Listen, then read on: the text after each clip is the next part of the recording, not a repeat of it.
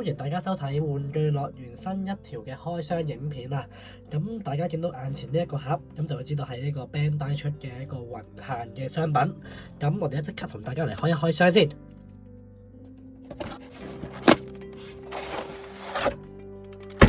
好，咁今日開嘅就係眼前呢一盒 Action Figure 龍馬。咁呢一盒咧就係呢一個 Netflix 網上串流平台獨家上映嘅一個動漫作品啦，咁就改編自尾田榮一郎嘅短篇漫畫 Monster 嘅。咁呢套作品就叫做103情飛龍事極。咁呢個就當中嘅主角龍馬啦。咁我哋一嚟睇睇個外盒啦。咁會見到裏邊一個本體嘅龍馬啦，有一個刀鞘啦、一把刀啦、4個面雕啦，然之後有2個嘅包袱。好啦，咁側邊咧就印住龍馬嘅呢個英文啦。好，後面咧就係有唔同嘅一啲嘅龍馬嘅 pose 啦。好，咁呢邊都係啦。好，咁就冇乜特別，而家可以開箱先。好，咁開到出嚟咧，就會見到一個說明書啦。睇嚟佢換個落件包袱落去嘅時候，掹個頭出嚟喎。咁有唔同嘅腰帶去掛個劍咁樣。我睇下先。咁攞到出嚟咧，就會見到頭先啱啱咁講啦，4個面雕一把刀啦，個刀鞘啦，然之後本體2個包袱，一個腰帶啦，然之後有2對加1隻嘅手型啦。好，咁就拎個本體出嚟先。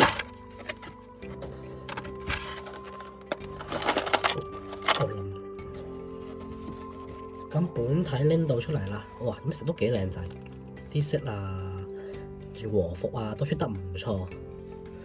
好，咁而家我哋望望佢啲質素先。好，咁個頭雕靚仔啦，咁龍馬咧，咁就係一個有個髻嘅一個髮型啦。咁會見到頭髮頂呢度有個分母線啦，咁都唔太影響嘅。咁佢個髮型呢一個劉海咧，咁感覺上咧就會嗰個條線咧，其實都幾明顯嘅。如果直望咧就唔係好覺嘅，如果望頭頂咧就有啲礙眼咯。好啦，咁可動咧，咁頭啦360度旋轉啦，條頸都係啦。我條頸攞埋佢添，攞翻過嚟，向下望，向上望。好，咁手咧有butterfly裝啦，咁佢個接腹咧就可以去到手踭接腹去到呢度啦，90度度啦。咁呢度上面仲有個360度嘅旋轉啦。好，呢個位咧，和服呢個位咧就冇得轉嘅啦，得90度嘅啫。好，手腕就360度啦，都係。好，咁咧，我覺得佢手腕嗰件和服嗰個袖咧，其實都幾膠下。咁冇計啦 ，Bandai 出嘅都係咁上下噶啦。咁咪有就下角度啊，咁盡量令佢自然啲啦。好，腳就可動腰先啦，腰就可以向前屈咁多，都唔算向前屈噶啦。咁向後就多啲，係好多喎。係乜向前冇嘅咧？佢因為佢個腰封擋住咗。好，咁之後腳啦，咁腳嘅可動應該唔會太多啦，因為我開頭以為唔係好多添，但係其實因為本身嗰件袍個罅咧呢個位係開咗嘅，咁其實隻腳都伸到出嚟啦，可以擘到大嘅。咁但係向前咧、向後咧就咁多啦。咁膝頭咁樣接起啦，都 OK 嘅，都做到啲動作嘅。好啦，咁腳腕就係360度可以轉啦。呢個幾得意嘅就係佢個拖鞋啊，嗰個草鞋啊，係可以連帶住佢個腳趾咁樣可以喐嘅，呢個幾得意。好啦，但係咧佢條嗰個和服下面咧，好似有個穿崩位咁樣，即係一伸隻腳出嚟啦，真嘅出嚟啦，你都見到佢大髀呢啲位係已經冇着褲咁樣嘅，雖然和服係裡面係真係一個當布咁樣咧，但好似而家咁樣伸出嚟咧，就好似感覺上啲怪怪地咁樣。不過 anyway 啦，咁其實佢着得和服嘅，其實呢塊和服都係用膠做啦，其實佢係有紋理嘅，見到 Bandai 係有做啲對接痕咁樣啊，然之後顏色有個漸變咁樣啦，其實鏡頭影出嚟唔算太膠嘅，但係現實望落去咧就有啲膠膠地嘅。咁背脊都係啦，衫有啲紋理啦，然之後兩隻袖啦都係咁樣啦。咁我見咧係網上面係有佢嘅布衫嘅，我之前曾經見過喺淘寶見過有網布衫嘅。咁我唔知個原理點樣裝落去啦。我換咗布衫應該好好多嘅。咁我應該唔會淘嘅，因為始終我唔係好識點樣拆呢啲，然之後換落去。咁如果擺到 pose 靚靚仔仔咁就算嘅啦，咁就好。咁而家就試下佢啲配件先啦。咁而家就換咗個拎咗把刀出嚟啦，然之後換咗個揸刀柄嘅手型啦，揸刀鞘嘅手型啦，然之後後面就掛咗一個佢嘅嗰個行李啦，嗰個包袱。咁呢個形象其實好多嗰啲日本嘅武士啊或者和服嘅啲劍客咧，好多時都中意咁樣掛個包袱喺個劍度，就晾喺條頸度膊頭咁樣啦。咁其實我做上去嘅時候咧係有少少唔係好自然嘅。一嚟啦，個包袱後面有重量啦，掛咗上去之後，我好容易會後傾啦，搞到我啱啱都研究咗一陣先可以攞到平衡點啦。但係然之後啦，佢隻手又好似好唔自然咁樣啦。咁可能只和服佢嗰個係膠啊，咁感覺上其實都唔係真係唔係好自然。好，咁再試下換其他 pass 先。咁跟住就換咗個包袱係孭喺後面嘅包袱個 pass 啦，然之後個左手換咗個攤開嘅手型啦。咁其實本身我都唔係好知道攤開手型係有咩用途嘅，但係而家感覺上咧換咗一個笑喊嘅表情啦，加埋攤開嘅手型咧，就感覺上就好似係變咗啊！嗰啲動漫角色就係抱住個肚喺度大笑咁樣啦，有啲咁嘅感覺啦。擰轉咗後面，其實個包袱咁樣都幾自然嘅，都係。係啦，但係因為始終個手嘅限制嗰個角度咧，令到個唔係好似到，不過都攞到個神髓嘅都可以。咁而家就換咗個咬牙切齒嘅表情啦。咁左右手咧都換咗嘅。咁左手就係一個拎住刀鞘嘅手型啦。右手就係一個拎住刀柄嘅手型啦。咁而家就嘗試裝把刀上去啦。咁其實咧，我覺得佢裝刀嘅方法幾特別嘅。佢喺呢度咧，側邊腰呢個肚兜位咧，咁呢度有個腰帶嘅 pass 嘅。咁你又掹咗出嚟先啦，好難掹。咁咧就跟住換一個腰帶嘅 pass 上去。咁而家咧就將把刀插咗喺個腰間啦。咁個 pass 就係咁樣去有個窿位啦，然之後釘住嗰個刀鞘啦。然之後咧就綁住側邊兩邊有個窿，有個窿位嘅，執翻入去。咁手型就換咗，啱啱咁講啦，換咗刀攞刀鞘啦，一個攞拔刀嘅動作啦。咁雖然我做得唔係好自然啊，覺得。因為始終佢有個啲限制個pose 限制喺度咧，覺得佢好似覺得都麻麻地自然都係。咁而家就換咗個拔咗刀出嚟，個刀身出嚟嗰個成把刀啦。咁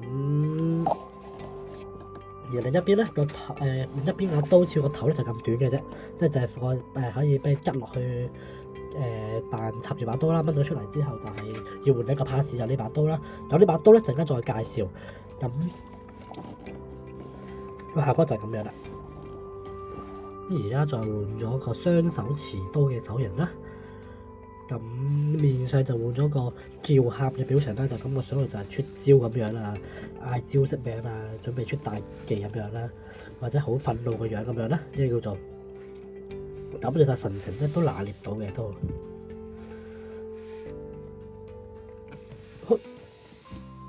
好，咁最後就換埋呢一個One Piece 裏面或者美庭一郎先生裏面，佢成日喺作品上面都會用到呢個咧嗰啲鬧交嘅表情啊。咁呢個角色都有配備到嘅，咁就鬧交到啦，即係鬧到冇即係好嬲啊，眼珠都冇埋啊，條脷伸晒出嚟咁樣啦。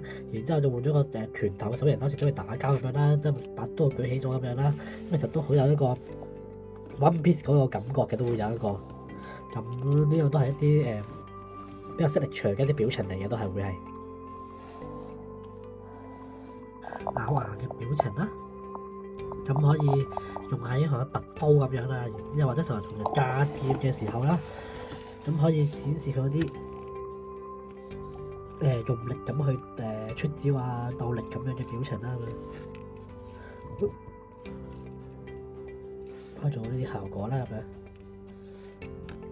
而家就叫做試晒所有 pass 啦，咁然之後最尾就換咗個攤開嘅手型，就係可以摸下頭咁樣啦，然之後隻手就右手拎住把刀咁樣啦。然之後同埋啱啱試過就係，如果嗰個包袱嘅話單孭咧，其實都 OK 嘅，即係就到角度咧，其實都 OK 嘅效果嘅。好，咁而家就談論下呢個角色啦。咁呢個角色咧就係喺呢一套 Netflix 嘅動畫啦，183情飛龍事跡裏面嘅主角啦，龍馬。咁就係一個比田榮一郎先生嘅作品嚟嘅，漫畫作品啦，再改編咁樣啦。咁當時見到龍馬呢個角色咧，其實都令人聯想到 One Piece 嘅嗰個龍馬嘅，咁就係和之國嘅嗰個英雄啦。唔係幽靈船篇嘅時候咧，咁龍馬嘅屍體咧就同呢個卓洛有一個爭奪啦，有一個就打一場交咁樣啦，咁就拎咗最尾係卓洛贏咗嘅，咁就拎咗佢把刀啦，就係呢把和之國嘅國寶啊秋水啊，咁呢把刀都值得講下嘅。咁我哋拎翻龍馬嘅手上嗰把啦，咁你見到咧，其實佢成把刀啊好實。咁我見到咧，成把刀嘅紋理咧，其實都好清晰嘅，好 detail 啊，刀嘅嗰個托啊，或者刀柄啊，上面所有 detail 都好清晰嘅。而掹咗出嚟咧，咁就係咁嘅樣啦。咁咧就係一把黑刀嚟嘅。咁大家有睇 One Piece 都知道，秋水呢把刀係一把黑刀嚟啦。咁佢嘅威力咧係比普通刀咧係再犀利好多嘅。咁就係呢個龍馬嘅一把佢嘅主要嘅武器啦。咁而家呢一把劍咧係可以話喺呢個 figure 裏面係一個最重要嘅一個配備嚟嘅，因為咧大家都知道One Piece 嘅出落咧係要用呢把刀啦，但暫時出嘅 figure 裏面啦，無論係2年前嘅版本啦，定係2年後嘅版本啦，咁2年後嘅版本就係鬼島篇裏面啦，咁鬼島篇裏面咧佢應該把刀應該轉咗到炎魔噶啦已經，咁就唔係用秋水呢把嘅。咁如果係前期即係成套 One Piece 嘅中期裏面咧，由幽靈樹篇去到和之國篇咧，出落都係用秋水呢把刀嘅。咁而SHF 裏面用2年前嘅版本咧，嗰個咧係應該仲未係用緊咧仲係東海時期嗰幾把刀嘅。咁就冇呢把刀啦，咁所以有啲人講就係話為咗呢把刀而去買呢個 figure 嘅。咁我覺得呢個 figure 嘅總體表現咧，其實都係不過不失啦。其實見到好多pass 啊，其實就唔算話多嘅，表情係有5個啦，都足嘅。咁手型就唔多啦，2個實心拳頭，2個係揸刀柄啊，2個係揸刀鞘嘅一個手型啦。其實唔算特別多嘅，可能就多咗呢一個包袱咯。咁其實都叫做可以擺下唔同嘅 pose 啦，有掛劍同埋有俾你掛喺腰帶上邊嘅一個 pass 啦，把劍。但係因為本身佢硬膠嘅關係啦，其實佢成個可動啊，所有嘢都係麻麻地嘅啫，我覺得。咁樣叫做不過不失咁樣啦。所以好多人都覺得係為咗呢把劍去買嘅，咁我俾翻卓洛用啦。咁當然我係未有卓洛嘅 SHF 嘅，咁所以我就試唔到俾卓洛揸嘅感覺啦。咁遲後如果見到好價嘅話咧，都會買呢個角色有翻卓洛翻嚟嘅。再講翻呢個角色啦，去到動畫尾段嘅時候啦，即係呢一套Netflix 動畫嘅尾段嘅時候啦，大家都知道呢個角色係去到搏翻去到 One Piece 龍馬死咗之後變咗喪屍同卓洛對戰嗰一幕啦。咁其實大家睇呢一幕嘅時候咧，都睇到搭晒飛機咁樣啦，即係好精彩咁樣啦。又話佢搏翻落去喎，然之後將把刀傳承咗落去俾阿卓洛度喎。咁其實都係比較一個叫做咩幾熱血嘅一個場景嚟嘅。咁我中意睇呢一段嘅，我都中意。咁係啦，咁大概就係咁樣啦。呢個角色我覺得再講多少少嘅時候咧，就係、大家知道 One Piece 一去到呢個階段啦，其實都知道卓洛其實佢係應該係黃之國嘅身份嚟嘅，係有一個黃之國嘅武士嘅後人嚟啦，甚至可能係龍馬嘅後人嚟啦。咁所以其實你見到成隻角色啦，好多特徵啊，或者係顏色啊、配色啊、綠色啊、白色咁樣咧，都係配合翻卓洛咁嘅顏色嘅啦。咁我唔知係咪官方想暗示其實佢兩個係有血緣關係啦。咁其實佢個樣啊，好多神情其實都好卓洛嘅係。咁我覺得係係咯，呢個都係一個呢個 figure 比較特別嘅位啦。咁遲下買翻卓洛翻嚟就同佢一齊擺啦。